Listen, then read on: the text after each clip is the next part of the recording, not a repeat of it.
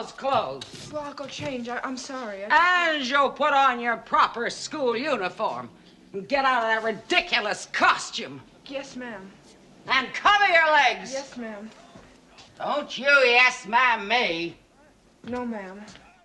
Saturn and Earth are in outer space, but we are in inner space. Earth? You mean where my cousin went? And where, one day soon, perhaps I might venture as well. I don't believe you. How? In that. Through there. The binary chute, but you could never survive the pressure. It would And destroy that I can. Zip, zap, and I'm gone. Our city has two great power sources. This is one of them. An omega hadron.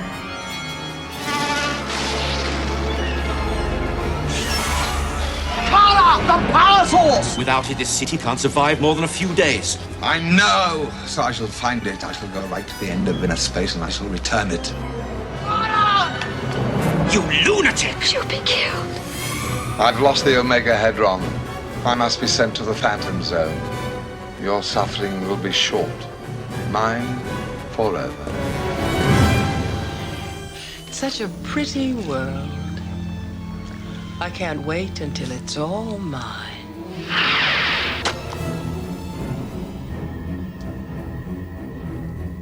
What is it? I am considering nothing less than world domination. After you left me in the lurch, I saw something that should worry you greatly if you're serious about taking over this planet.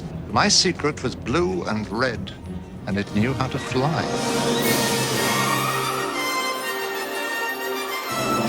A Supergirl. Who on earth are you? On Earth, I'm Lee. Linda Lee. So who's your cousin? Clark Kent. That's Clark Kent's cousin? Maybe you should let that thing out of its box, you know?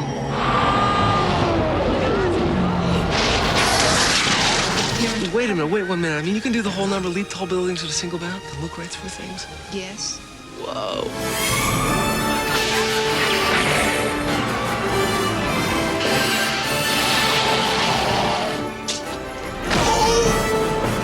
Enjoy your prison, Supergirl.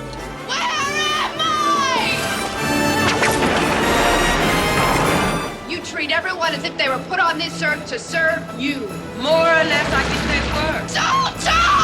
You included.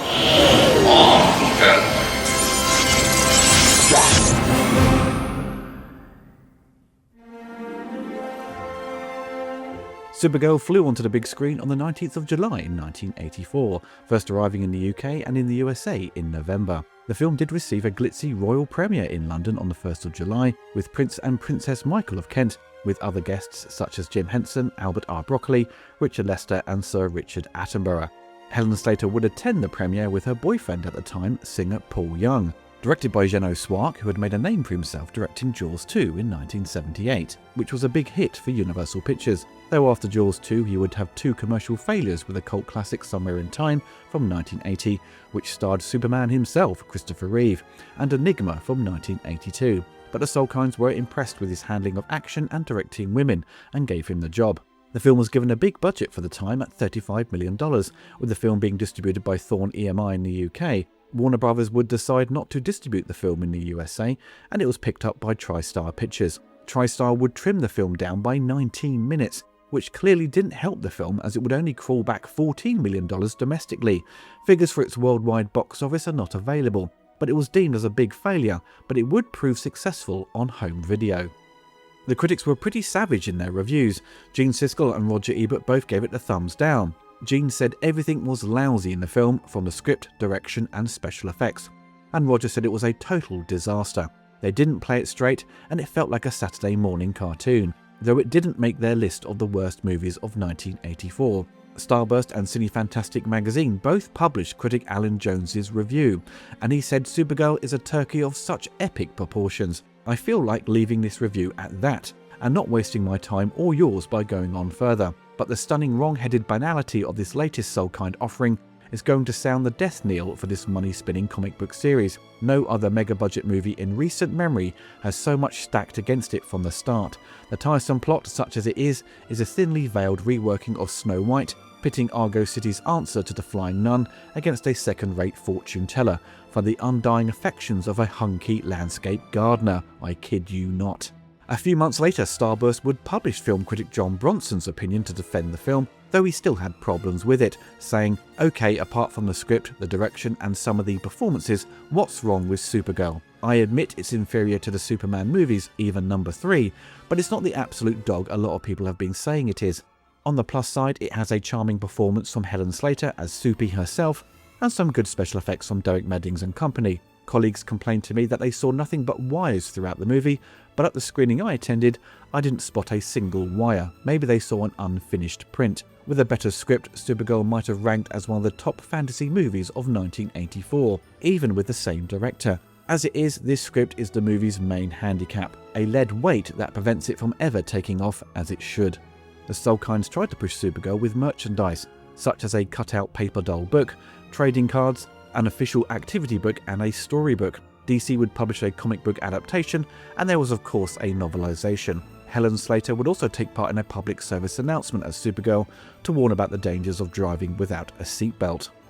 Due to the film's failure, the Soulkinds decided it was time to have a break from superhero films, and licensed the rights to Superman to the Cannon Film Group, who would produce Superman 4 in 1987. After Supergirl, the Soulkinds, still keen to work with Geno again, would produce Santa Claus the Movie, another lavish production that failed to make a profit at the cinema. Supergirl would be forgotten about for well over 2 decades on the big and small screen, and would eventually turn up in season 7 of the TV show Smallville in 2007. Then she would be granted her own TV show in 2015, which lasted for 6 seasons. As Superman was rebooted this year by James Gunn, she would make a cameo appearance at the end to set in motion her own feature film, which is due out next year. Despite the poor box office of Supergirl back in 1984, filmmakers and film studios clearly knew that Helen Slater was a good actor, and she would star in a number of hit movies such as Ruthless People, The Secret of My Success, City Slickers, and of course, the cult classic The Legend of Billie Jean. She would be no stranger to the Superman franchise, returning to play as Kara-El in Smallville, Clark's biological mother, and Supergirl's adoptive mother Eliza in the TV series from 2015. And more recently, she had her likeness used as a CGI cameo in The Flash. When the Soulkinds acquired the rights to Superman back in the 1970s, they also gained the rights to Supergirl and Superboy. Christopher Reeve was contracted to make 3 Superman films when he signed on to play the Man of Steel, and as he had honoured the deal and had no interest in returning as Superman for a 4th movie at the time, the Soulkinds decided to announce in August of 1982 that they were going to make a Supergirl film to continue the series. At the time, the press thought Supergirl would make an appearance in Superman 3, as this was the original idea by Ilya Zolkine to feature Brainiac and Mrs. Pidlick. But that idea was deemed too expensive, so it was changed to a comedy film as Warner Brothers wanted to make use of Richard Pryor, who was a big fan of Superman. Supergirl had her first proper introduction in 1959 in Action Comics 252. She came from Argo City, a Kryptonian city that survived the destruction of Krypton, and she was sent to Earth by her parents when kryptonite radiation threatened the survivors of Argo. She was designed to appeal to young female readers and had several traits that set her apart from Superman. She was younger and more inexperienced, therefore more flawed, more short-tempered, more impatient, and more prone to making mistakes. She was also a true immigrant who struggled to adopt to Earth culture, in contrast to her cousin, who was a toddler when he came to Earth. Supergirl would prove popular, but over the years the declining interest in DC Comics in the 60s and into the 70s resulted in Supergirl being cancelled and brought back and revamped in 1982. In the daring new adventures of Supergirl, which was received well, but she would eventually be cancelled again in September of 1984 and killed off in 1985 with the Crisis on Infinite Earths storyline.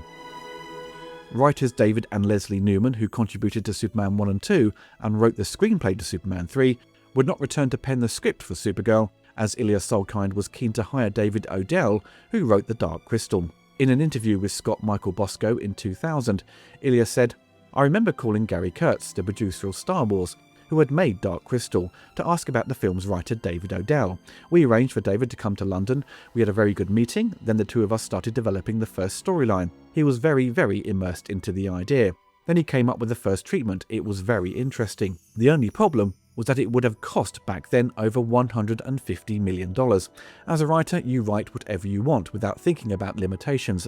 I know I do the same. But then when you put the producer's hat on, you realise what's realistic." It's not clear if the Soulkind's new Supergirl in the comics had a rocky history, but it was deemed the best and only way to continue the Superman series without the Man of Steel himself. Pierre Spengler, who had co-produced Superman 1-3, had decided to step down to operate as a consultant, with Timothy Burrell taking his place. Timothy was a production supervisor on Superman the movie and had produced a number of successful films, being a frequent collaborator with Roman Polanski.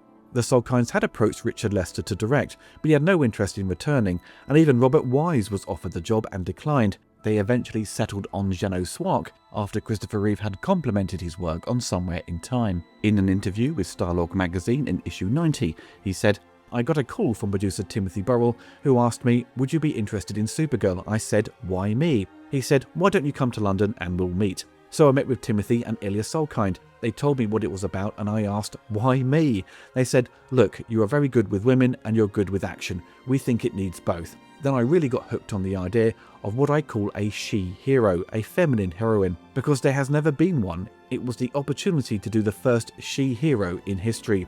The only attempts in films to do a she-hero before was Barbarella." Though Christopher Reeve had made the decision to hang up his cape and move on to other projects, of fear of being typecast, David Odell had written Superman into the script. In the second draft from November of 1982, Superman meets Kara when she arrives on Earth. He welcomes her and warns her not to fall in love. There is little time for them to form any relationship as Superman is weakened by Selina as he battles with the invisible Shadow Beast, which was shot but with Supergirl instead, using the same dialogue such as "leave this place and do no harm." With Superman weakened and powerless, he leaves Earth to the planet of the healers and doesn't show up until the end. From the available script samples, Superman is not developed and lacks the warmth of what you come to expect from Reeve's portrayal. It's easy to see why Chris Reeve turned it down, and Warner Brothers weren't happy with the draft, and with Reeve gone, Odell had to reshape it. In an early draft, they were going to show Krypton being destroyed again, making use of footage from the 1978 film, as they attempt to link Argo City and its origins to it, but that idea was dropped. Casting director Lynn Stallmaster, who discovered Christopher Reeve, was hired again to find Supergirl. Alexander Soulkind was keen to cast Brooke Shields, but his son Ilya felt she was too famous, and they wanted an unknown like Reeve. Stallmaster looked for actors based in New York. Over 350 women auditioned for the role, and Lynn whittled it down to 8 women to test for the producers. Lynn thought Helen Slater was the best, and put her name at the top of the list to be shown first. Helen was 19 years old at the time, and a graduate of the performing arts. Helen knew nothing about the Supergirl comics. The auditions took place at the Mayflower Hotel. Helen purchased a red leotard and cape to wear. She did her first lines as Linda Lee, then did a second try as Supergirl, wearing the outfit she quickly put together, and they were impressed. Helen seemed the natural choice, but a screen test was needed, and she was flown to England in late 1982 to shoot a test at Pinewood as Linda and Supergirl. In the audition, she wore a Supergirl outfit that resembled the look of the character from the comics, with the headband and the S attached to the cape. Helen admitted she didn't know Linda was Supergirl's secret identity. She didn't realise that to the final audition. She thought Linda believed she was Supergirl. In the making of the movie, they do film her reacting to officially getting the part. Helen would later say in an interview in 1989 that she signed on to do 3 Supergirl films. Helen would get to meet and hang out with Christopher Reeve as she attended the royal premiere of Superman 3. If you look closely, you can spot it in the background of the ITV broadcast. In Starlog issue 89, Helen discussed the training that was required for the role. Her mentor for the physical training was stunt coordinator Alf Joint. His task was to build up Slater's slight frame, shape up all the curves and hone every muscle, but without losing the grace that originally won her the part. Alf's regime for the fledgling super being included super high protein drinks, 90 minutes of weight training, trampoline work plus an hour's worth of swimming. All this was in addition to her dialogue coaching, flying practice, rehearsal and wardrobe, costume and makeup sessions. With all that activity, Slater didn't lose any weight, rather than adding 16 pounds in muscle. For the other cast members, we have Faye Dunaway as Selina, a wannabe witch who was desperate for power and to take over the world. Faye was a huge star, but also a bit of a diva and very demanding. She would apparently terrify the crew with her short temper, and she liked to get her own way, especially with the lighting. Faye had worked with the Soulkinds before on The Three Musketeers from 1973 and its sequel. Acting legend Peter O'Toole plays Zoltar, who designed Argo City and is desperate to leave to further his artistic goals.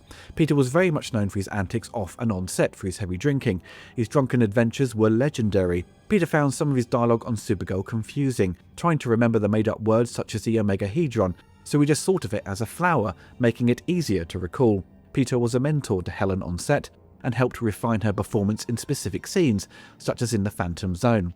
Mia Farrow plays Allura, Kara's mother. Mia was another well-known actor, having appeared in Rosemary's Baby, See No Evil, The Great Gatsby, Death on the Nile, and The Purple Rose of Cairo. Simon Ward plays Zor-El, the younger brother of Jor-El.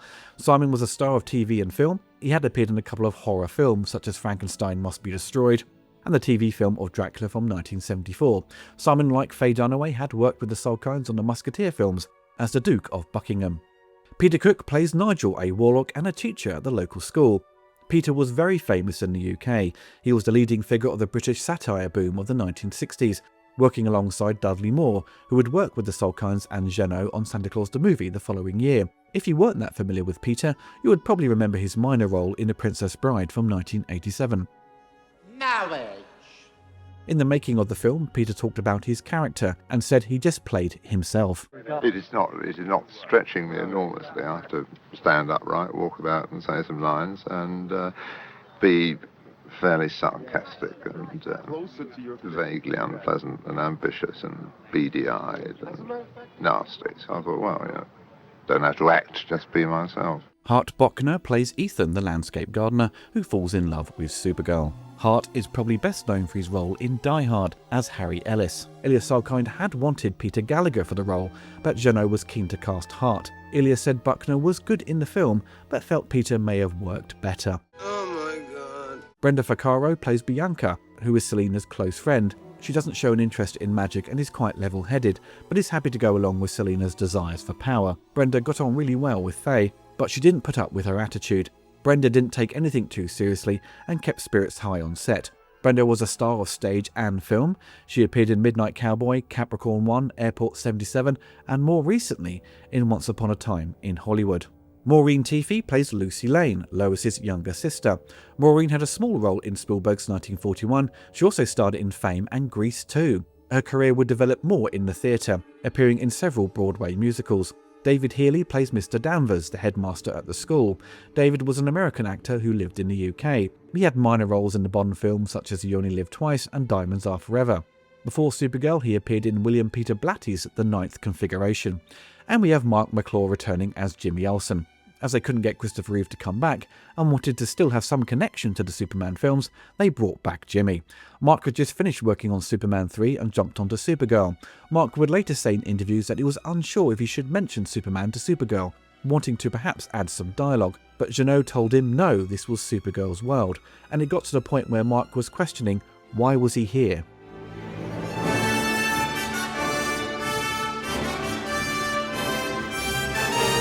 Principal photography began in April of 1983, and they wrapped in August. The Salkinds would again make use of Pinewood Studios to film Supergirl.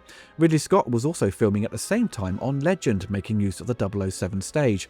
The second unit team would capture background plates from America, such as Chicago, New York, and additional scenes taking place in Scotland. None of the actors would be filmed in America, unlike the Superman films, and everything would take place in the UK. The Salkinds would make use of a lot of the same technicians and talent they had used on the Superman films, so it was all an easy transition to move on to Supergirl. These included Alan Hume, who had become a popular choice of cinematographer during the 1980s, photographing such movies as For Your Eyes Only, Return of the Jedi, Octopussy, and after Supergirl would work on A View to a Kill, Life Force, Runaway Train, and A Fish Called Wonder. Alan's approach gives the film warm, earthy tones, with the bold colours of Supergirl's outfit popping off the screen. Production designer Richard McDonald, who had just worked on Something Wicked This Way Comes and would go on to design Coming to America and The Addams Family, created a whole town on the backlot at Pinewood, with a road that extended out to place all the houses and restaurants, where a number of big sequences would take place. The road would remain at Pinewood for a number of years, and would be used for the Gotham City set in 1989 for Batman. For the school where Supergirl attends as Linda Lee, they made use of the Royal Masonic School for Girls, based in Rickmansworth. The Supergirl costume would go through a number of alterations before they decided on the final design. Ilya Salkind said in an interview from 2000, I think at the time we had done a non-approved costume because it was only meant for the test. Later, however, we laboured a lot over the costume. The cape, its length, the boots, all that stuff. I was very involved with all of that. There were all these different capes. Just as in our other DC movies, we had a mechanical cape that moved with blowers. I think there were about 10 or 12 capes. In terms of the S-shield, we tried different styles to get the right looking one. I think the final costume was fantastic because it looked exactly like the comics and it was very fitting for Helen. The film was scheduled for release in July of 1984 in the USA, but they realised it would clash with the Summer Olympics that were being held in Los Angeles, and to avoid competition with other major movies, so they wanted to move the film to the Christmas holiday season. But Warner Brothers claimed they could not provide a slot for Supergirl. Some guessed Warners weren't too pleased with the box office results for Superman 3, or weren't that impressed with the final cut of Supergirl, and relinquished their distribution rights to the Salkinds, and the producers gave it to TriStar Pictures.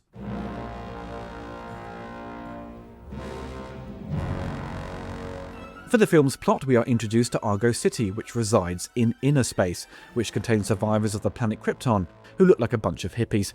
Their city is protected by two great power sources, and one of those is the Omegahedron. Zoltar, who built the city, has borrowed the power source for the day and allows Kara to use it, and creates a bracelet for her which keeps track of it. A mishap leads to the Omegahedron shooting off into space. Kara takes a ship which Zoltar had intended to use to leave for Earth and follows the Omegahedron. Zoltar knows he will be punished and sent to the Phantom Zone. As Kara travels to Earth, she begins to transform into Supergirl. On Earth, the Omegahedron is recovered by Selina, who quickly realises it has powers that will give her abilities to take over the planet and free her from her boyfriend Nigel, who she has been using to gain further knowledge on magic and isn't getting anywhere due to her impatience. Now with the ultimate power source, she can obtain true magic. Kara arrives on Earth and realises she has superpowers. While seeking the Omegahedron with her bracelet, she decides to create a covert identity as Linda Lee. As she realises she can't wander around the town of Midvale in her costume, she enrolls at an all-girls school where she befriends Lucy Lane, who knows her cousin Clark Kent. While Selina and her friend Bianca pass to school, she spots the gardener Ethan, who the students at the school have taken a fancy to. Selina needs a new man and decides to take Ethan, and uses a love potion which will make him fall in love with the first person he sees. Ethan passes out from the potion and wakes up and wanders out of Selina's house and onto the streets in a drunken daze. Selina is fuming and uses her powers to animate a construction vehicle to retrieve Ethan, causing chaos on the streets. Supergirl jumps into action and saves Ethan and transforms back into Linda, and he falls in love with her instead. Selina is in a right grump and desires to seek out the student and find out who she is, and uses the power of shadow to track her down.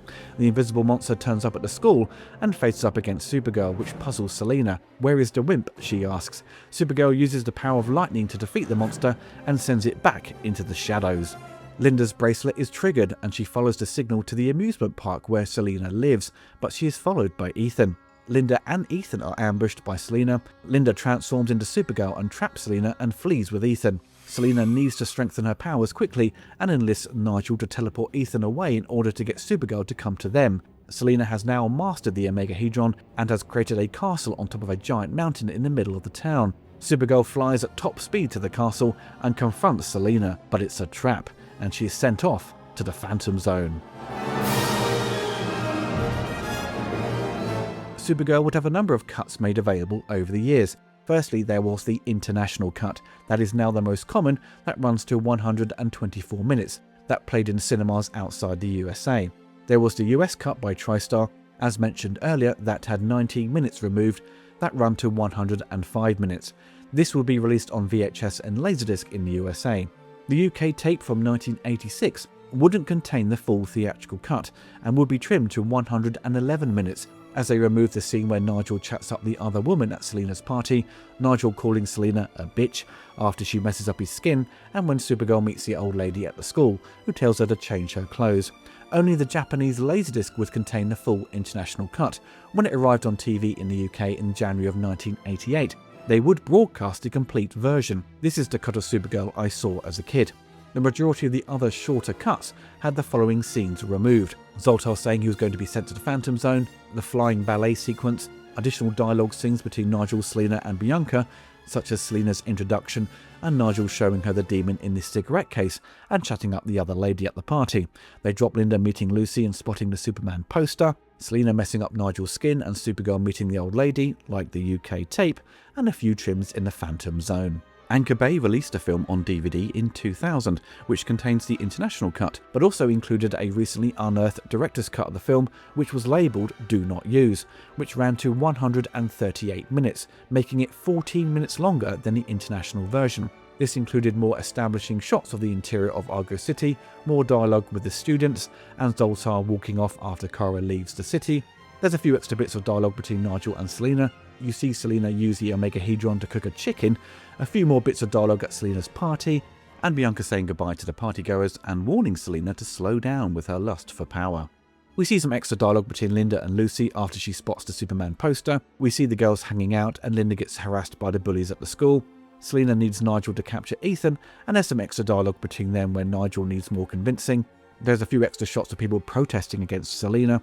There is some additional scenes between Zoltar and Supergirl in the Phantom Zone, with Zoltar wallowing in self-pity and saying Selina is too powerful.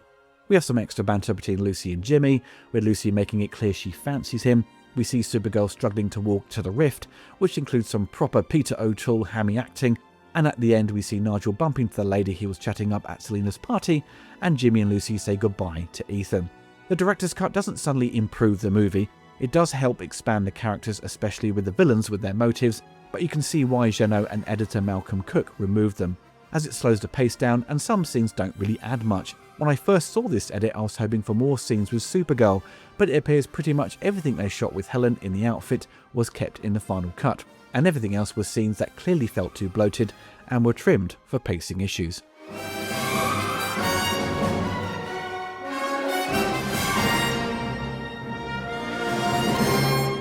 Oscar winner Derek Meddings would handle the special visual effects on Supergirl, and there was a decision made to not use the expensive Zoptic system, and they went about developing their own process of shooting the flying scenes. Jeannot turned to the film's technical crew to alter the flying style, because he wanted something more graceful and lyrical. He didn't want to do Superman with a skirt. In Starlog issue 90, Jeannot said, "I was obsessed with the flying. They had the Zoptic system and I didn't like it for what I needed, because it uses 2 zoom lenses and it allows you to do certain things. But because there's so much glass, you lose a lot of light, and I wanted sharpness, a return to prime lenses, because we had much more daytime flying than any of the Superman films, and some very complicated flying." Jeannot further added, "There was a pattern on Zoptic, so we all got together, Derek Meddings, Roy Field, who handled the opticals, Roy Moores, who specialised in front projection, and David Lane, who was the second unit and flying director, and I said, all right, we'll create a new system. They all said, how? I said, look, there's never only one way of doing things, it just does not exist. We used a lot of Roy Moore's equipment and finally came up with this system, which was a bit more limiting in certain areas, but it does give an enormous amount of sharpness and depth of focus. For the background plates, they would make use of Vista Vision. With Derek Meddings supervising the effects outside of the front projection, there would be matte paintings, blue screen opticals, and miniatures. It's interesting seeing the reviews at the time, with some critics praising the visual effects and others pointing out how poor they are. When it comes to the flying, it's all to a very high quality, which is what you come to expect from the team behind the Superman films, showcasing front projection shots you hadn't seen done before, especially with the camera looking down at Supergirl as she gracefully flies over the city. Incredible lighting added results in a pretty believable visual effect. In some shots the wires are slightly visible, due to a lot of the filming taking place during the day, but the wirework exhibited stuff you hadn't seen before in the Superman films, with Supergirl spinning and turning in the air and interacting with objects within camera, such as the tractor and being thrown around and smashing into a vending machine. They do try to avoid blue screen opticals as much as possible with Supergirl, as they were deployed a bit too much in Superman 3 instead of solely relying on the Zoptic system for when Superman is flying, and it doesn't hold up very well. The weakest aspect of Supergirl is the effect of when the Shadow Demon grabs her and Selina begins to crush her with her hands. They clearly struggled to visualise how this would be achieved, and the end result is a blue screen optical that's stretched, as Helen has to act like she's in pain, and it looks awful. It's difficult to think how else they would have achieved this back then. It may have been wise to avoid her being crushed and just battle the demon with a heat vision and throwing stuff at it, to create a battle of strength, as the whole face-off with the demon has this great build-up that ultimately feels cut short and lacking any decent ideas to make it exciting.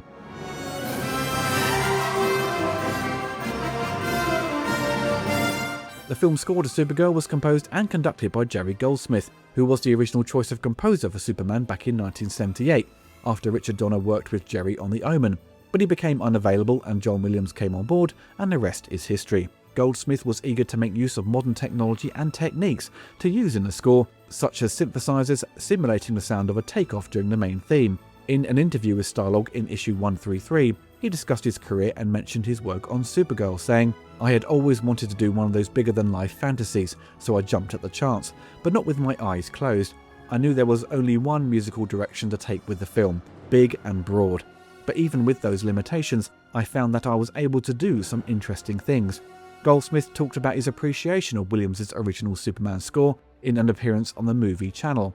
John captured it beautifully. He wrote a beautiful love theme, and he got the energy the film needed, the grandeur and the heroism of the man, and somehow he got the gentleness and the shyness too. If you look at the scene where Lois and Superman are flying through the air, the moment has this great abandon and freedom, and the music creates the same feeling. Goldsmith would make use of the National Philharmonic Orchestra, the same group that he had used on The Final Conflict from 1981, and recorded the score at EMI Abbey Road and All Saints Church to give the music this massive sound, with sound mixer Eric Tomlinson, who had worked on all the big movies from the 1970s and 80s, in the recording booth. But Eric hadn't dealt with this level of electronics before, as Jerry wanted to make use of 7 synthesizers, and this caused a big argument between them, ending their working relationship. Goldsmith said in Keyboard magazine, "We were recording in England, and the guy we were working with didn't like the idea at all. He came up with this brainstorm idea, which we fought back and forth. He wanted all of the electronics to go into a mixer on stage and have them come out of 2 speakers placed in the back of the orchestra. So there was a sub-mixer, a guy on stage who was mixing electronics. Mike Ross Trevor, who would work with Goldsmith on Rambo 2 and 3 and a number of other projects with Jerry, mentioned the friction in an interview on the Goldsmith Odyssey. They had the orchestra and there was also many keyboards. Jerry had the idea of setting up 3 speakers behind the orchestra. The guy would play the keyboards and the sound would then come out of the speakers and be picked up by the microphones that are capturing the orchestra done live, which is great, everything went fine. But when they came to do the final dub, the dubbing mixers realised that the speakers in the hall reproducing the synthesizers were out of phase. So you've got out of phase speakers on the orchestral microphones. When they went down to mono, all the synths just cancelled out and all you could hear was the orchestra. It might not have been Eric Tomlinson's fault, but they had to re-record quite a few things, and I think Jerry blamed Eric. As these Solkinds made use of Giorgio Moroder and writer Keith Forsey to provide additional pop songs in Superman 3, they would follow suit, making use of the new UK pop star Howard Jones to include his 2 popular songs from 1983, New Song and What Is Love. When the film was released in 1984, his album featuring those songs, called Humans Lib, arrived a few months before the film. The songs feature at Selena's party and at the fast food restaurant. WEA Records used Supergirl as a way of introducing their new talent, Howard Jones, to the US market, but there would be no additional promotion from WEA. There wouldn't be a music video featuring clips from the film, or the LP singles with the Supergirl name attached, so it seemed somewhat of an afterthought. As the film bombed, I think any sort of potential tie-in was dropped. Both amazing songs though, and I've seen Howard Jones live a few times, and they are the best songs included in the Superman films at the time, far superior to the junk that was included on the Superman 3 album.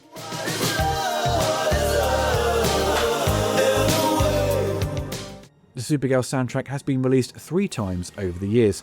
Firstly in 1985 on LP and CD, totaling about 40 minutes, and an extended version in 1993, which ran to about 1 hour and 16 minutes, and it was reissued in 2000 in Japan only. Though the sound quality is pretty good, it's crying out for a new remaster. The score to Supergirl is incredible, up there with Alien, The Final Conflict, First Blood, Gremlins and The Mummy as my go-to Goldsmith scores. Jerry delivers bombastic action cues, a dark theme for the monster which is really memorable, and a very catchy main theme for Supergirl that has a beautiful love theme woven into it that perfectly fits next to Williams' Superman March. Some may be put off by the synth sound effects Jerry deploys here and there that gives it that 80s sound, but the epic nature of the score just elevates the picture as Jerry knows the movie isn't doing anything particularly interesting in places, or the action is a bit underwhelming. He just goes full blast with his writing to make a bland sequence come off as really special. Jerry is doing a lot of the heavy lifting to make the film work the best it can. There are so many great parts to this score. The flying ballet sequence, the tractor rampaging through the town, the first battle with the Shadow Demon, Supergirl speeding to Selena's castle, Supergirl escaping from the Phantom Zone, and a battle with Selina and the Demon at the end features some of his finest work, as the benefit of recording large parts of the score in a church just gives you a sound quality you can't get from a recording studio. I would happily say it's one of his best scores. Even if you disagree, there is no denying that it's probably his most entertaining scores to listen to. You can forget about all the modern superhero scores, they pale in comparison to Goldsmith and Williams' work on the Superman franchise.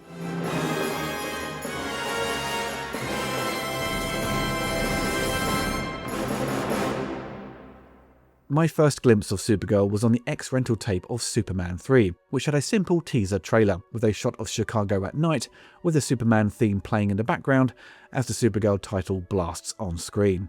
It wouldn't be until the late 1980s that I finally saw it on TV as a 6 or 7-year-old, and I really liked the film and was blissfully unaware of the script's failings and just enjoyed the action and the fantasy elements. It got watched a lot in our house, as me and my younger sisters watched it probably once a year.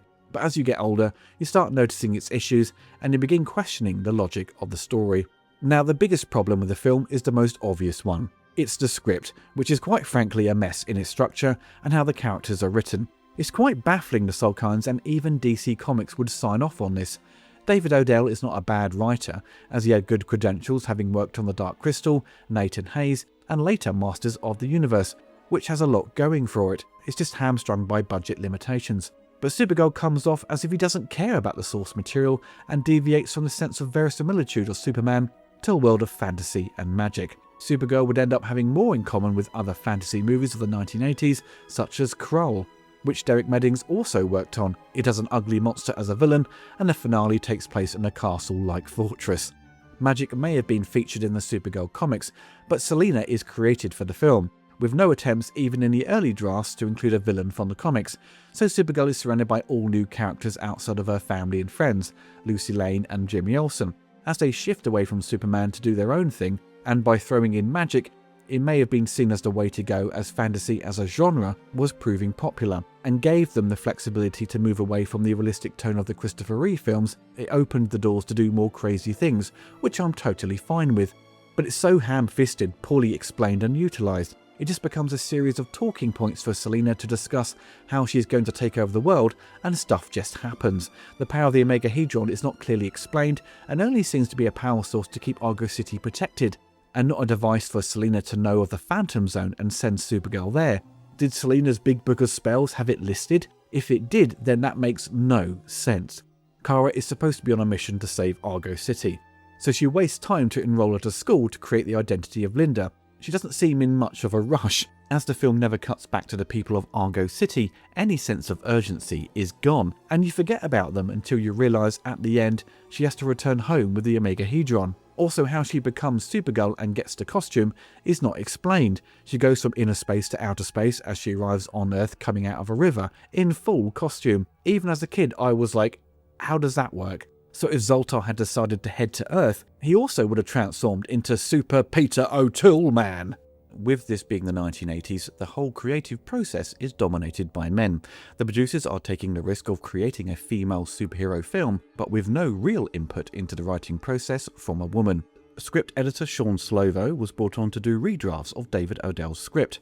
I don't know the extent of her contributions. She was probably told to streamline things to save money and add in suggestions from the producers and director, but wasn't in a position to change too much.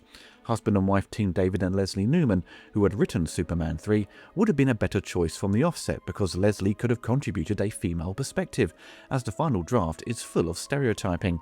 I'm sure girls like ballet, they like horses, I'm certain of it, and desire a man to fall in love with, right?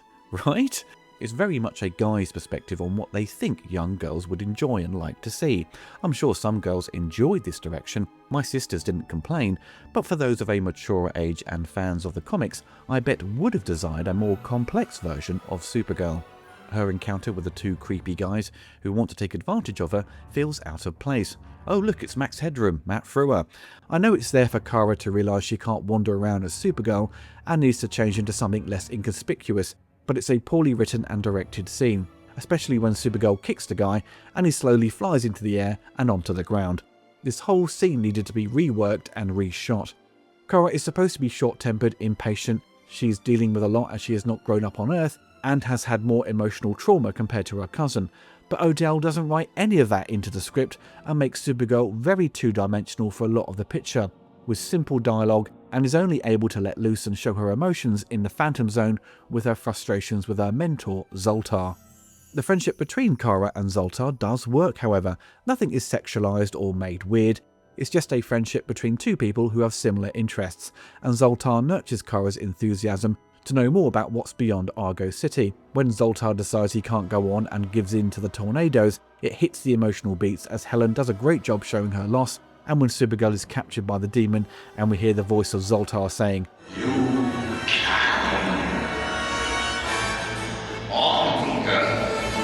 it always hits me in the right spot and does get me a bit emotional. It's cheesy nonsense as Zoltar has a Obi-Wan Kenobi moment, but it just works for me.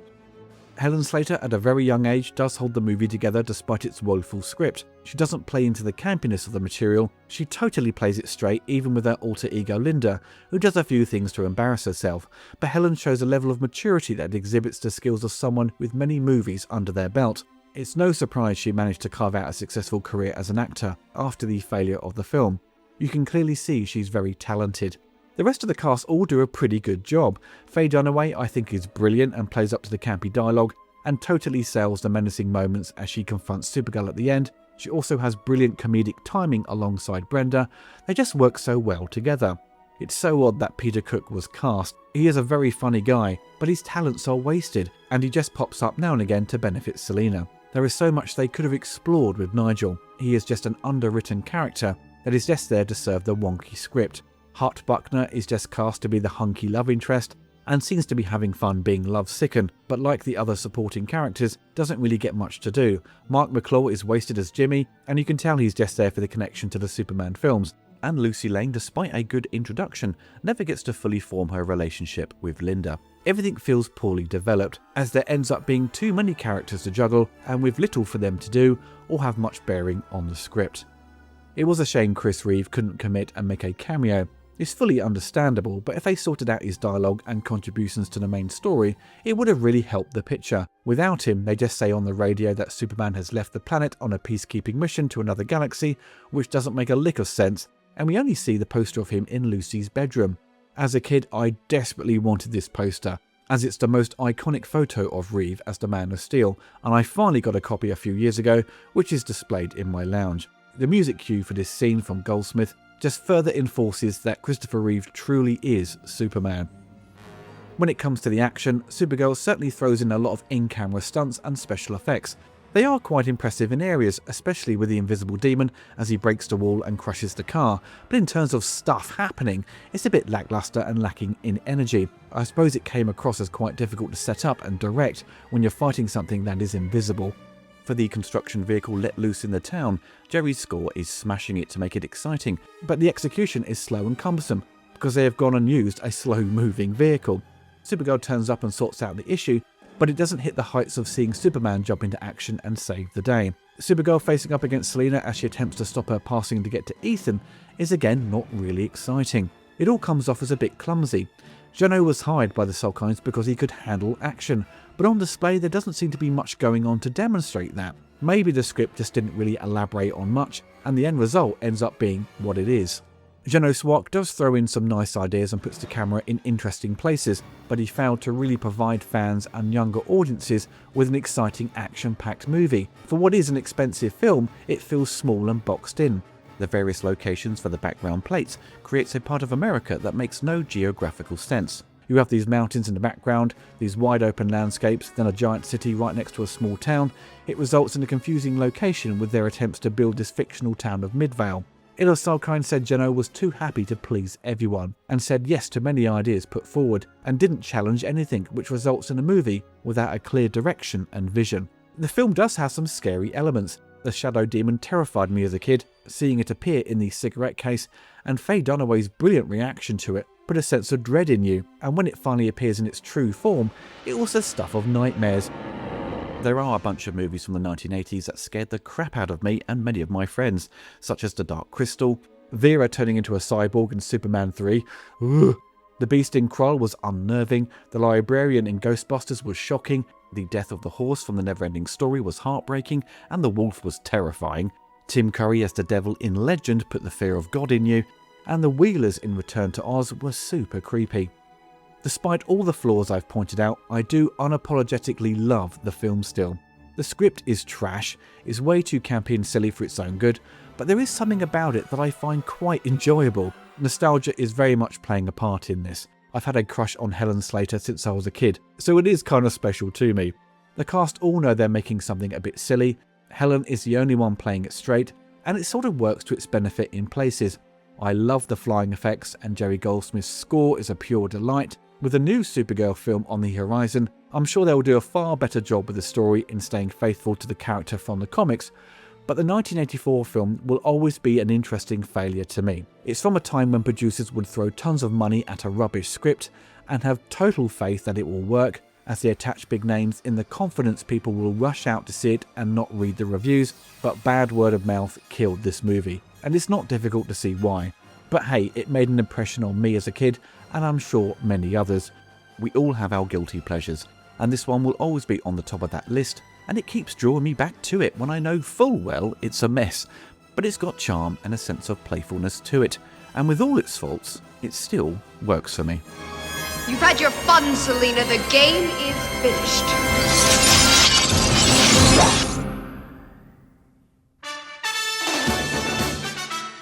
I hope you enjoyed the video. Don't forget to click the like button and hit the bell to be notified of my latest reviews.